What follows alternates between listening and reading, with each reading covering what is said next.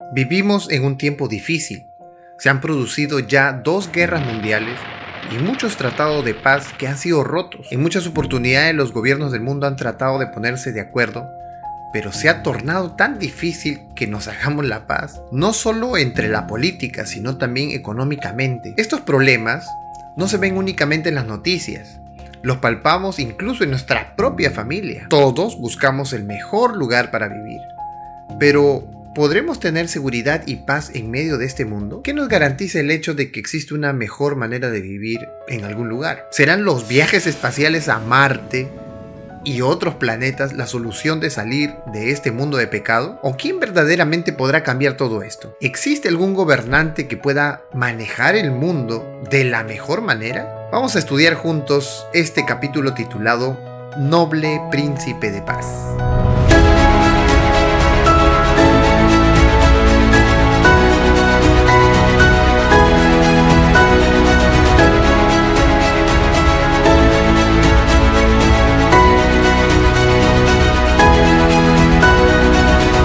El texto clave de este estudio se encuentra en Isaías capítulo 9, versículo 6. Porque un niño nos es nacido, hijo nos es dado, y el principado sobre su hombro. Y se llamará su nombre admirable, consejero, Dios fuerte, Padre eterno, príncipe de paz. Como ya habíamos visto, el reino de Judá había entrado en una situación tenebrosa, había llegado a tinieblas, a oscuridad, a un desconocimiento de Dios. Increíblemente. Y mirarán a la tierra, y he aquí tribulación, tinieblas, oscuridad y angustia, y serán sumidos en las tinieblas. Habían rechazado la palabra profética de Dios. En los tiempos de Isaías, la comprensión espiritual de la humanidad se hallaba oscurecida por un concepto erróneo acerca de Dios. Durante mucho tiempo, Satanás había procurado inducir a los hombres a considerar a su creador como autor del pecado, el sufrimiento y la muerte. Los que habían sido así engañados se imaginaban que Dios era duro y exigente. Le veían como al acecho para denunciar y condenar, nunca dispuesto a recibir al pecador mientras hubiese una excusa legal para no ayudarle. La ley de amor que rige el cielo había sido calumniada por el gran engañador y presentada como una restricción de la felicidad humana, un yugo gravoso del cual debían escapar gustosos. Declaraba que era imposible obedecer sus preceptos y que los castigos por la transgresión se imponían arbitrariamente. Como producto de esto, Dios permitió que el rey de los asirios conquistara sus tierras. Tiglat-Pileser III, gracias al soborno de Acaz, había atacado a Israel, deportó a Galilea y a Transjordania y convirtió esos territorios en provincias asirias en el 734-733 a.C. Pero todo esto no quedaría así para siempre. Mas no habrá siempre oscuridad para la que ahora está en angustia, tal como la aflicción que le vino en el tiempo que livianamente tocaron la primera vez a la tierra de Zabulón y a la tierra de Neftalí, pues al fin llenará de gloria el camino del mar, de aquel lado del Jordán, en Galilea de los gentiles. Galilea, el primero en ser conquistado, sería el primero en ver la liberación. Y si antes había oscuridad, ahora tendrían luz. El pueblo que andaba en tinieblas vio gran luz. Los que moraban en tierra de sombra de muerte, luz resplandeció sobre ellos. Pero ¿cómo así llegaría la liberación para Judá? Isaías nos asegura que sería a través del nacimiento de otro niño. Porque un niño nos es nacido, hijo nos es dado, y el principado sobre su hombro, y se llamará su nombre, admirable, consejero, Dios fuerte, Padre eterno, príncipe de paz. Lo dilatado de su imperio y la paz no tendrán límite sobre el trono de David y sobre su reino, disponiéndolo y confirmándolo en juicio y en justicia, desde ahora para siempre. El celo de Jehová de los ejércitos hará esto. No hay otro ser en el mundo que cumpla con las características de este niño que Jesús. Ese niño que nacería era Jesús. Y lo más interesante es que las primeras provincias que habían sido atacadas por Siria serían liberadas, es decir, Galilea de los gentiles. Y mucho más interesante aún es que el ministerio de Jesús inició en Galilea. Esto es una prueba que aquel niño que nacería, obviamente, se trataba de Jesús. Cuando Jesús oyó que Juan estaba preso, volvió a Galilea y dejando a Nazaret, vino y habitó en Capernaum, ciudad marítima, en la región de Zabulón y de Neftalí, para que se cumpliese lo dicho por el profeta Isaías cuando dijo: tierra de Zabulón y tierra de Neftalí, camino del mar, al otro lado del Jordán, Galilea de los gentiles. El pueblo asentado en tinieblas vio gran luz, y los asentados en región de sombra de muerte, luz les resplandeció. Y recorrió Jesús toda Galilea, enseñando en las sinagogas de ellos, y predicando el evangelio del reino, y sanando toda enfermedad y toda dolencia en el pueblo. Y se difundió su fama por toda Siria, y le trajeron todos los que tenían dolencias, los afligidos por diversas enfermedades y tormentos, los endemoniados, lunáticos y paralíticos, y los sanó. Jesús inicia su ministerio en Galilea. La promesa de que vendría su liberación era cierta. Cristo se haría cargo de esa liberación. Y es que Dios no es un Dios que se place en el sufrimiento de sus hijos.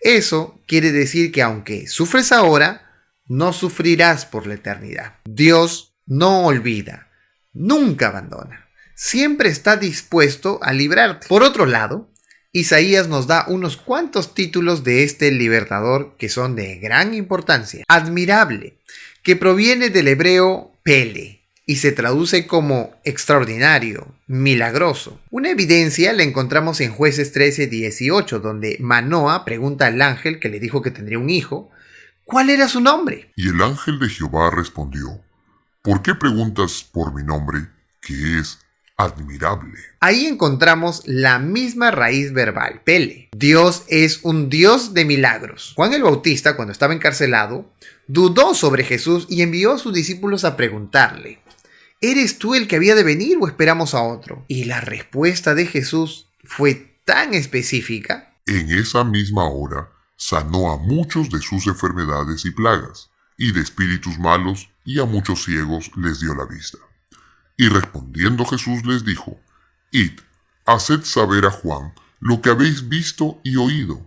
Los ciegos ven, los cojos andan, los leprosos son limpiados, los sordos oyen, los muertos son resucitados, y a los pobres es anunciado el evangelio. Y bienaventurado es aquel que no halle tropiezo en mí. Sin duda, Dios es un Dios de milagros. Admirable. Consejero.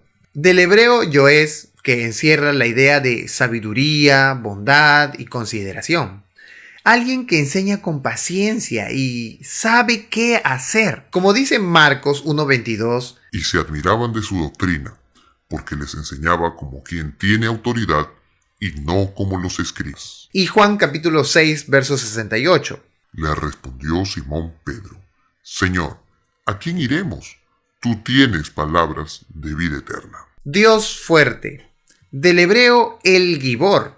Esta palabra estaba asociada a la valentía de los soldados en una batalla, que también podría traducirse como Dios el héroe. Jehová saldrá como gigante, y como hombre de guerra despertará celo, gritará, voceará, se esforzará sobre sus enemigos. Padre eterno.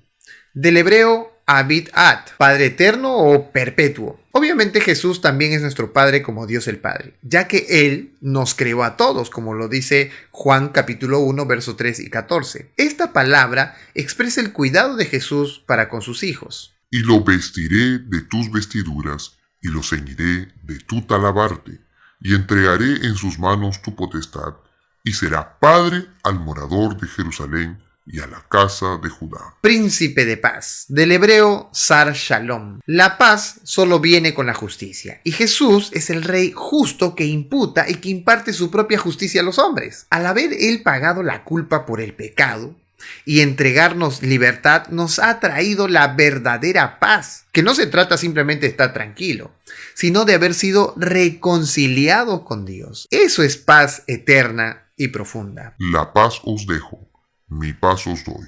Yo no os la doy como el mundo la da.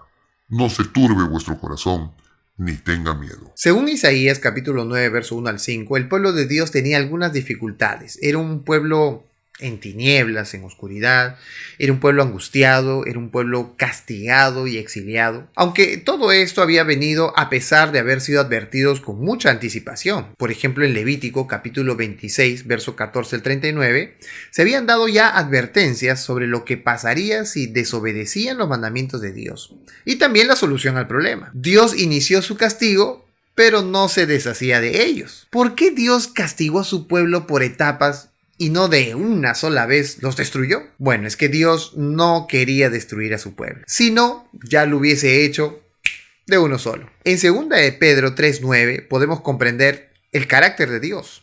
Dios quiere que todos procedan al arrepentimiento. Dios quería que experimenten los resultados de su insensatez para que entiendan qué están haciendo y luego tengan una oportunidad de mejorar. Dios insistía y ellos resistían, hasta que llegó a un punto en que Dios no pudo hacer nada más por ellos. El pueblo de Dios tenía algunos pecados que podemos encontrar en Isaías capítulo 9, verso 8 hasta el capítulo 10, verso 2. Entre ellos son la soberbia, la altivez, los gobernadores engañadores, eran falsos y malignos, hablaban con despropósito, eran hombres sin piedad, dictaban leyes tiranas, despojaban a las viudas, robaban a los huérfanos, no hacían justicia. Dios siempre nos llama, insiste en que volvamos a Él.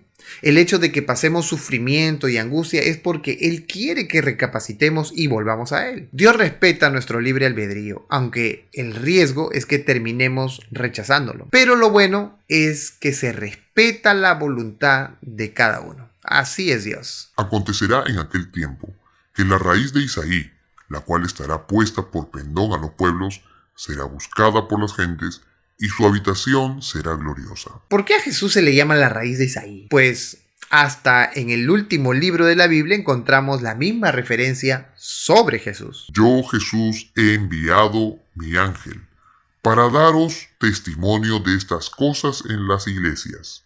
Yo soy la raíz y el linaje de David, la estrella resplandeciente de la mañana. Además, Cristo vino del linaje de David. Hijo de David, hijo de Isaí, hijo de Obed, hijo de Boz, hijo de Salmón, hijo de Naasón, quien obviamente descendía de Adán. Hijo de Enos, hijo de Set, hijo de Adán, hijo de Dios. Que a su vez era hijo de Dios, porque obviamente Cristo creó a Adán. Era su creador y a la vez su descendiente. Así, Jesús era entonces el Hijo de Dios y también el Hijo del Hombre. En el principio era el Verbo, y el Verbo era con Dios, y el Verbo era Dios. Este era en el principio con Dios. Todas las cosas por Él fueron hechas, y sin Él nada de lo que ha sido hecho fue hecho.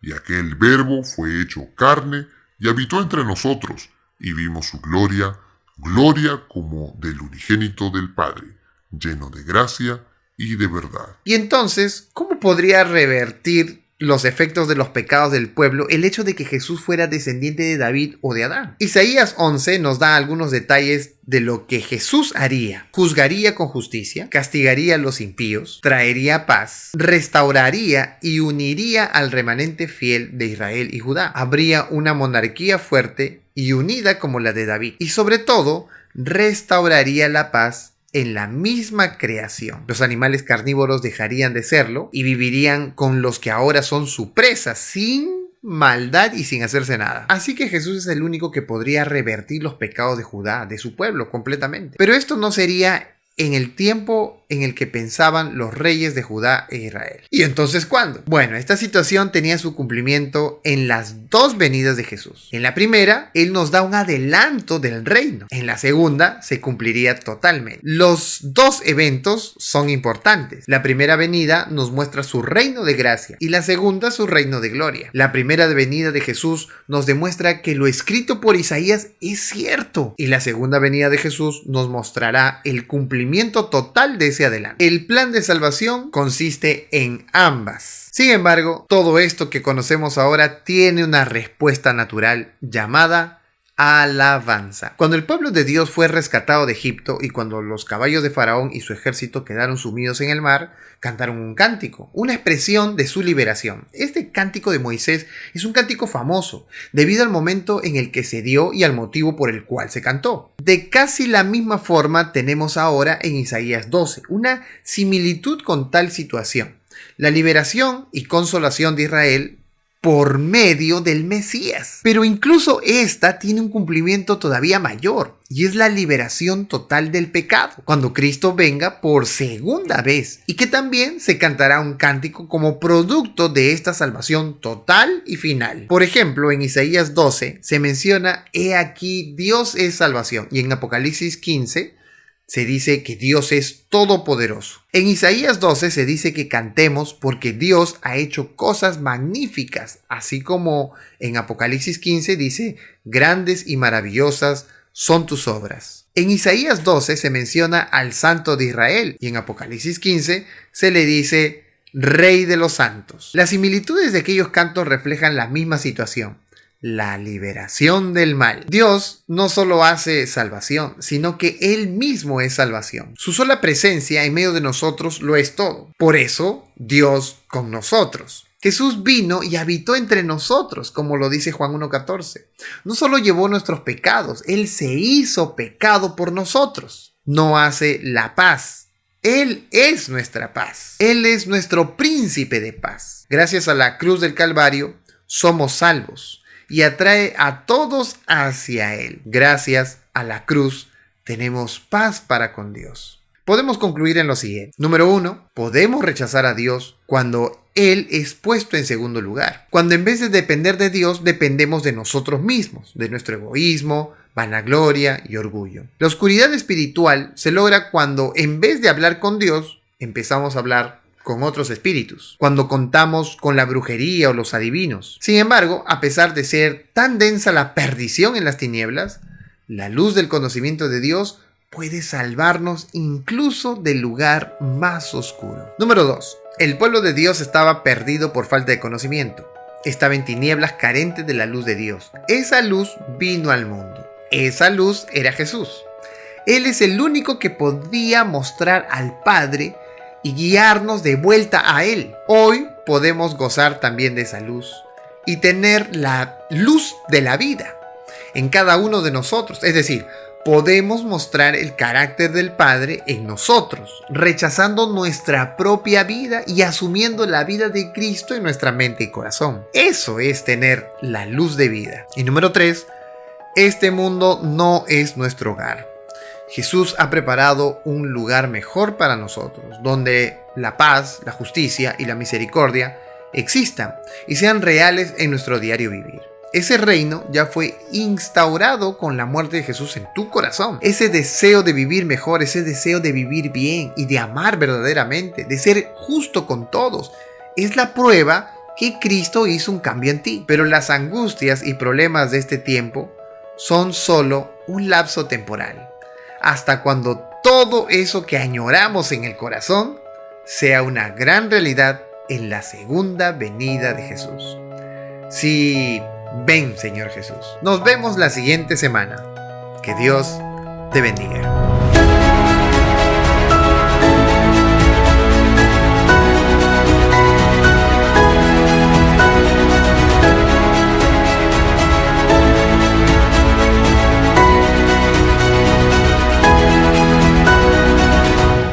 No te olvides de darle like, comentar y suscribirte a este canal. Comparte con tus amigos. Bye.